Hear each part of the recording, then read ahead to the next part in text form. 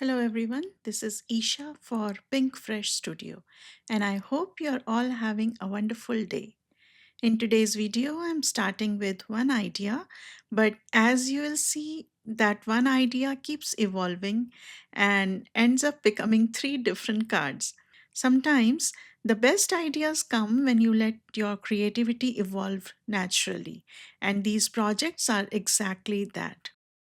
I am using the Moonlit Bloom press plate, Moonlit Blooms stamp set along with the coordinating stencils, Moonlit Blooms coordinating dies, and we are also using the Diamond Lattice cover plate die. You will see I am using more products as we continue. All the supplies I used are listed in the description box below, so don't forget to check them out. I'm starting with foiling using the press plate. I'm taping the press plate to my cardstock using washi tape. This is called the hinge method, and it really helps keep the foil perfectly aligned while working. I'm using matte gold foil. Next, I'm placing the foil's shiny side up, and now I'm going to run it through my glimmer machine. While my machine is still warming up, I'm stamping an image using the Moonlit Bloom stamp set with detailed black ink. I'm setting this one aside for another project, but I wanted to take advantage of the time at hand. And now look at this. The foiling came out so crisp and sharp. I love that finish. The leftover foil is still beautiful, so I'm going to use it for negative foiling next. Now I'm placing the negative part of the foil onto another piece of cardstock. Just to let you know, I'm using a foil friendly cardstock, so hammermill cardstock is good, or in Europe, color copy paper is also good for foiling. While that's going on, I'm also using the Floral Lattice cover plate die to dry emboss another white panel. Just look at that beautiful texture. I absolutely love this plate, gives such a clean design. Okay, time for the negative foil reveal, and it looks gorgeous. Most of it foiled perfectly, though two small leaves didn't transfer completely. But that's okay. I'm still using them, they add a character to the image. Next, I'm taking a white cardstock panel and blending marigold ink onto part of it using a 1-inch blending brush. I'm not covering the entire panel here, just adding soft areas of color. Then I'm bringing in peach fizz ink to warm up some spots, and finally I'm adding sparkling rose ink for a bright, fresh pop of color. Here I'm going to die cut this panel using the diamond lattice cover plate die. On another panel, I'm going to use the nested ovals double stitched die. I am blending candy apple ink with a heavy hand because I want a deep saturated color. After that, I'm switching to raspberry bliss ink, again using a 1-inch brush to deepen the tone even further. The combination of red and pink looks really pretty in real life.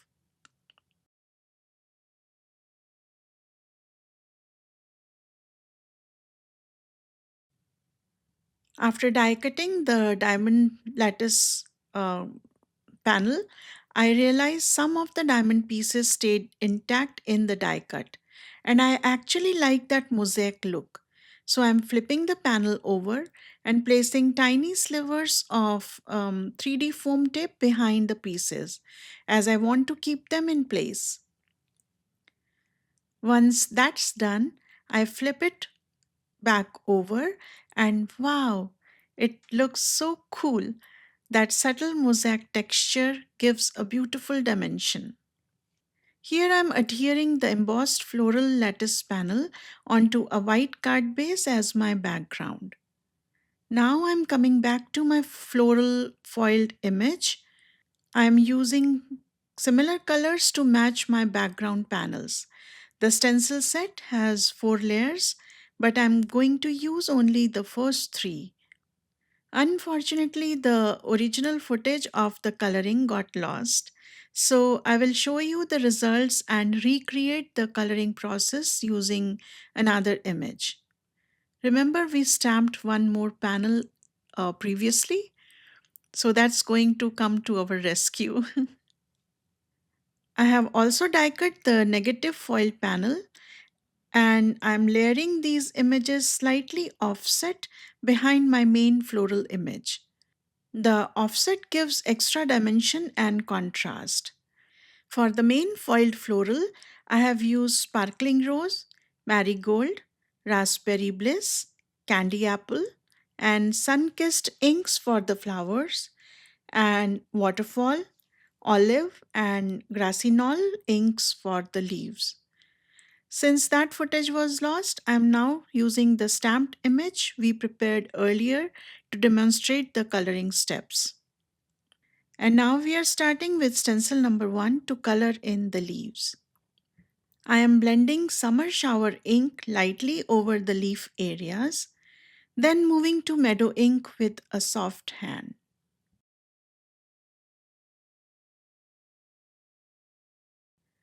To add depth, I am using seaside ink, concentrating more pigment at the base of the leaves. Now you see how it's coming together.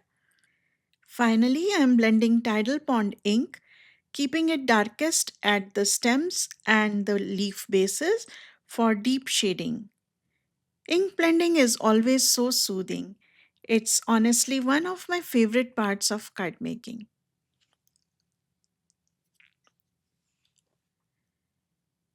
Now I'm moving on to stencil number 2, which colors the flowers. Since my main image has yellow at the base of the petals, I'm starting with marigold ink. I'm being very careful to wipe the stencil afterwards because yellow pigments are quite strong. And I have decided to play with lilac or lavender color families. So these colors would make muddy color when combined with yellow. So moving forward, for the top of the petals, I am adding hydrangea ink, keeping it towards the petal edges. I'm tapping the ink to the stencil first to get a smooth and even ink blending. Then I'm layering lavender ink using a quarter-inch blending brush in soft circular motions to keep the depth towards the edges.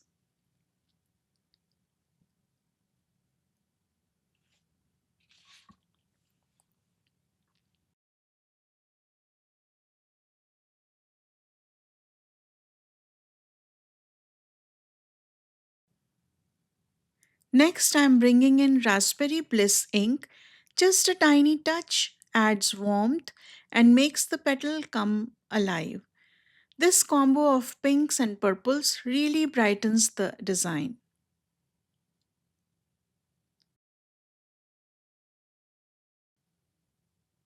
Moving to stencil number 3, I am adding more depth using the same colors as before, plus a hint of summer shower ink to help the petals coordinate with the leaves. Now for the reveal. The image looks stunning, right? I have die cut it using the coordinating dies. It even cuts those tiny diamond details, which I'm not going to use today, but this will be used in another project in the future.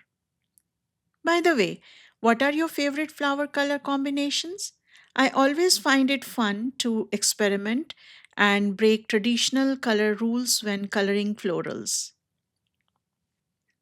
Now let's start the card assembly. I am back to my card base now, and here's when the design really starts coming together. And now I'm kind of thinking again. So at this point, I start changing my mind about the design, and I love when that happens.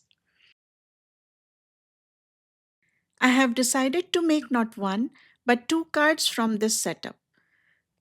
For the first card, I'm using the embossed panel with the diamond lattice overlay. I am adhering the reverse foiled floral slightly offset behind the colored floral to add more dimension and shine. This really looks interesting in real life.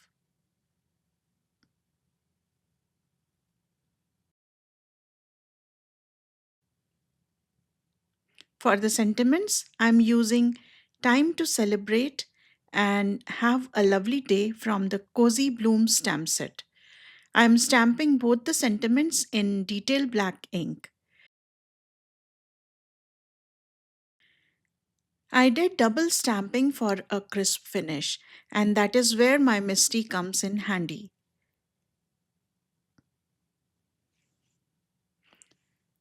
Then I'm going to die cut the sentiments with the coordinating dies. For an extra pop, I'm die cutting the same sentiments from magenta glitter cardstock, and then I'm going to layer them slightly offset behind the stamped version. This Pinkfresh glitter paper cuts beautifully even with the detailed dies. I'm adhering the florals with 3D foam tape to the card. Next, I'm adding the sentiment on top, and finally, I'm going to finish this with pixie dust glitter drops. These drops have hints of pink, coral, gold, and silver, the perfect finishing sparkle. Now the card 1 is complete, and look at that texture peeking through from the lattice plate. Keeping some of those inner pieces adds such a unique mosaic effect. Moving on to our second card, I'm adhering the embossed floral lattice panel to a white card base. I'm going to create a landscape format. I flipped the panel to use the raised texture details here. Once I place the colored oval panel on top, I feel like I need more color. So I'm softly brushing the remaining ink from the brush, and then I felt the need to add more color. So I used sparkling rose ink from center outwards, fading towards the edges.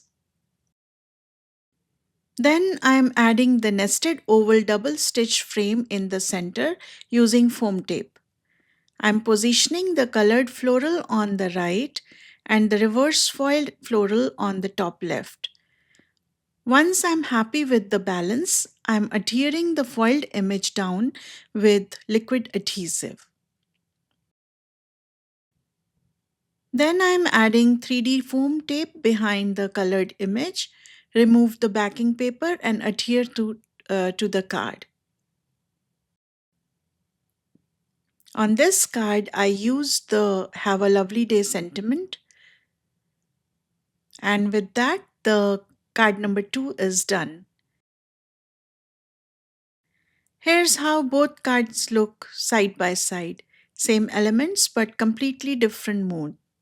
Now I want to show you the third card I made using the purple florals we inked earlier. I have added texture to the background using the floral lattice cover plate again, and this time I inked softly with lavender ink around the edges. Then I bought the Octagon Grid cover plate. I ink blended it with Tidal Pond and Paradise inks. And then I am framing it using the double stitched rectangle frame. Finally, I'm adding my floral cluster and sentiment. And with that, the card is complete. Let me know in the comments which of the three cards is your favorite. Here's a look at all the three cards together and some of the close up photographs. I hope you enjoyed watching this creative process. I'll be back soon with more ideas and inspiration. Don't forget to like the video, subscribe to the channel, turn on the notification so you never miss out on new crafty inspiration. See you next time. Happy crafting and bye bye.